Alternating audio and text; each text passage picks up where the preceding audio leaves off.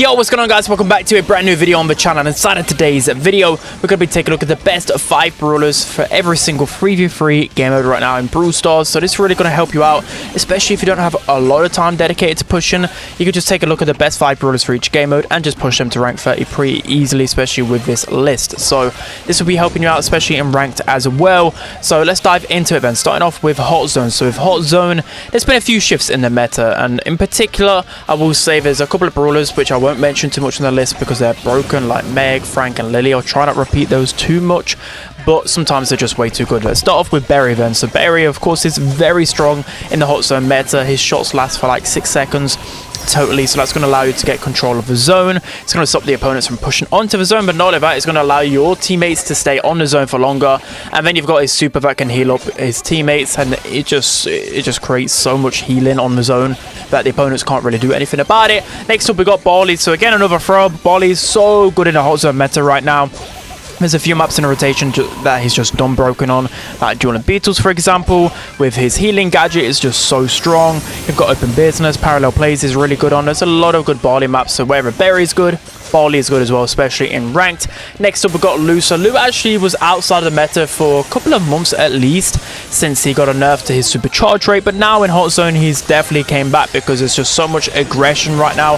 He's also a great counter to a lot of the meta brawlers like Frank and Meg, so you just see a lot of Lou in Hot Zone right now. Next up, we got RT. So RT is more of a particular one because he's really good on a couple of maps. So for Parallel Plays, he's absolutely insane on the defensive lane because he'll delete everyone with his I think it's called on the line or out of line gadget. With the gadget that was reworked, essentially means that you can just delete everybody in a 1v1. And then you've got Duel and Beatles as well. He's just perfect for that map.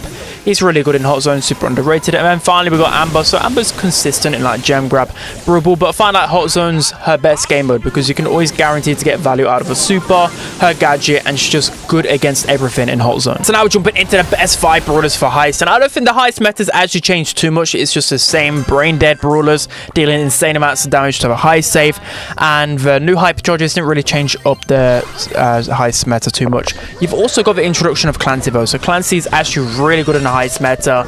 It deals insane amounts of damage to the Heist safe, but not only that, he's a really good defender. So yeah, Clancy is definitely on this list. But first off, we've got Colt. So Colt, he's really good in the Heist, of course. Nothing's changed. His hypercharge is still really good. Deals insane amounts of damage. He just reloads so quickly. You've got a reloading gadget as well. Colt is just tailor-made for Heist. Next, we've got Chuck. Do I need to explain Chuck? Chuck is broken in every single Heist map, pretty much. All you need to do is just work out a way to get a pole onto the Heist safe, and then you just keep going in time and time again. Next up, we've got Colette. So of course Colette is insane still. The hypercharge deals 25% to the Heist safe and a normal super 12%, so Colette's just absolutely cracked and a really good defender as well. Next up, we've got Crow. So Crow's actually been used in pretty much every single Heist scenario because you can just get a lot of value out of Crow with his slows and whatever else, and then once you get your hypercharge, which is normally about a minute and a half into the game, you're going to literally delete the Heist safe, especially if you're using a carrying Crow star power and the Heist safe is below 50% HP. You can pretty much one-shot the Heist safe with the hypercharge, so why wouldn't you want to use Crow in Heist? And then lastly, we've got Melody. So Melody pretty much will never be removed from the Heist meta because the fact that you can get the notes from just shooting the Heist safe. So you just rotate anti-clockwise and you're going to deal so much damage to the Heist safe, and still you're just going to be able to get unlimited pressure with her supers as well. There's a few honorable mentions as well, the likes of Rico on some maps like Hot Potato. He's insane. Nita, of course, Hot Potato, or just against noobs, you're going to be able to get infinite damage with the Hyper Bear.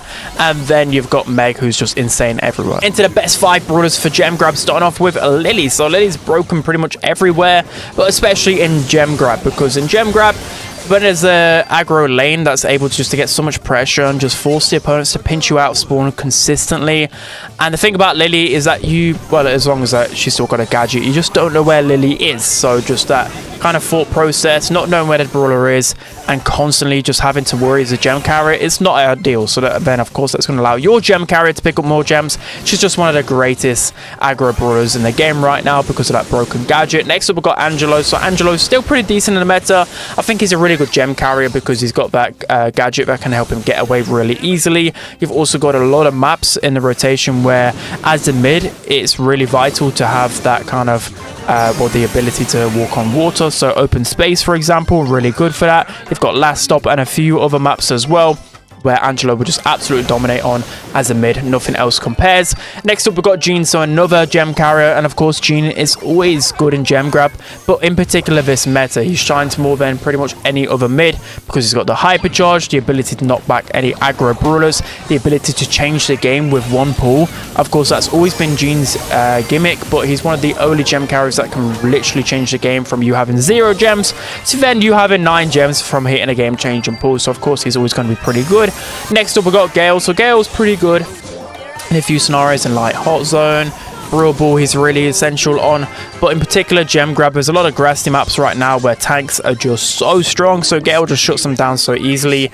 He's got the 2k damage super, which you're able to put out really consistently. He's got the hypercharge.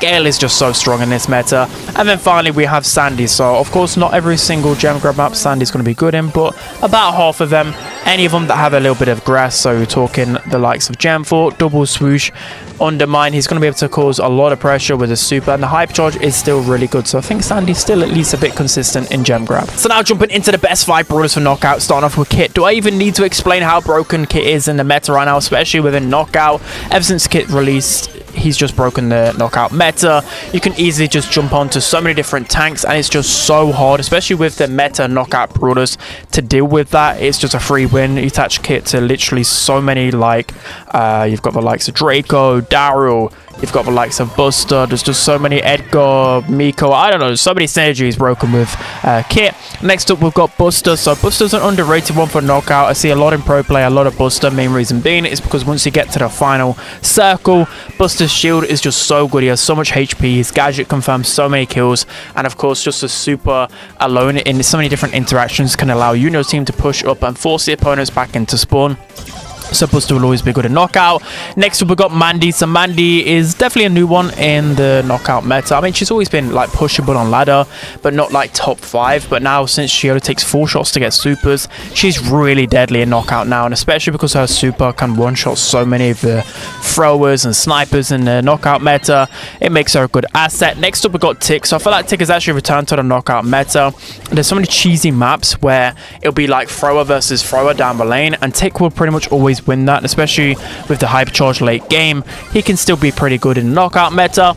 Next up, we've got Gene again. So Gene's always good in the knockout meta. You can never go wrong with him. His pull can literally win you around, because once it goes from a 3 versus 3 to 3 versus 2, it's really hard. You're going to win pretty much 90% of the time if you get that Gene pull and win the round, of course. Lastly, we've got RT. So RT's an underrated one on knockout. Pairs really well with throwers, snipers, Gene, and then not only that, you've got the recording star power. So once the gas closes in, that additional shield with RT is just essential. It keeps you alive for so long, and then of course the gadget to get some extra healing as well once you teleport back to your legs. RT is so good in the knockout meta. So now we're jumping into the best 5 brawlers in Brawl, starting off with Gale. So you probably know by now that the Brawl meta, especially in ladder, is just so much aggression, and Gale can single-handedly deal with that now with the hypercharge and also the super damage buff. It just makes him so strong, and he's easily one of the best brawlers in the game, especially in Brawl. You need that tank counter. Next up, we've got Chester. So Chester's very underrated in the meta, but his 3 game modes in particular, he's used so much by the pros. Brawl is going to be his best one, because maybe there's a cheesy map with where throwers are dominant on. At least for Chester, you get the chance to break open a lane, whereas other lane brawlers, they don't have that wall break capabilities, and if they do, normally they're really squishy and they're actually countered by throwers anyway. So Chester's really good for that, just good at everything type of role, and of course he deals an insane amount of damage to counter those tanks. Next up, we've got Max. So Max is just a really good synergy brawler right now, but of course in Brawl it allows for so many broken combinations with Sandy, with tanks, with just aggression in general. The hypercharge paired in this game mode in particular allows you to overwhelm the opponent so easily. So Max is easily one of the best brawlers in Brawl. Next up, we've got Surge. So Surge is really heavily underrated by most people, but in Brawl he's so good because there's so many grassy maps, sneaker fields, like the center stage, any map with any sort of grass. Surge is going to be so good at carrying. He deals a lot of damage. His gadget allows him to tank so many big projectiles, and then of course you get additional ammo. you could just win so many interactions, and Surge is one of the best shutdowns to a lot of tank and aggression in this meta. And then finally Frank. I can't not make a Brawl Ball list without Frank. His super can of course confirm so many goals, but Frank himself is just so broken. He's that strong in Brawl Ball that the meta literally revolves around countering him with the likes of Claire, Gale, etc. That's the only way that he can deal with Frank, because most of the time once his hyper charge is popped, there's nothing that can deal with him. With that 25% shield, it's just pretty much a guaranteed goal if he has super. And lastly, we're moving into Bounty and starting off with Mandy. So Mandy's like the new revelation in the meta since that buff to her supercharge rate, and she's so good in Bounty as well. Pretty much better than Piper and Nanny, I believe, right now, because you're just able to outrange them. And then of course you've got the super that will pretty much kill them all of the time, unless Nanny gets a well-timed gadget. Next up we've got Piper. So Piper with the hypercharge, she's pretty good in Bounty. There's a lot of longer range maps in the Bounty meta right now. I'd say she's kind of struggling a little bit elsewhere, but Bounty's going to definitely be her playground still. Next up we've got Angelo. So Angelo is still pretty good in the meta, nowhere near as strong as he used to be, but because there's so many watery maps in Bounty right now, especially Canal Grande in particular, you've just got to put him there. He's really good in shooting star as well, and he still does a lot of damage, so of course you've got to have him in the Bounty meta. Next up we've got Nanny. So literally 4 sharpshooters, but the sharpshooters are still so good in Bounty. A lot of Bounty maps are super long range, so of course they're going to thrive a lot right now. And then lastly Larry and Laurie. So I could have put them in like knockout, a few other scenarios, but Bounty is definitely really good for them. Got likes of Hideout, Canal Grande, where I'm just literally dominating so hard with Larry and Laurie right now. People just don't know how to counter the twins for whatever reason, and they're so dominant. So that's going to be it for today's video, guys. Let me know whether there's any more suggestions in the comment section below. There of course could be some honorable mentions as well, but this list would go on forever. So hopefully this list helps you improve in Brawl Stars. Again, if you don't have a ton of time to play and you just want to know the best so you can push those rank 30s, this is literally perfect for you guys. Just abuse them, and then normally, you know, as the meta shifts, there will be like a new list in a couple of months time. So that's going to be it. I hope you guys enjoyed. Don't forget to like, comment and subscribe, and I'll see you guys next time.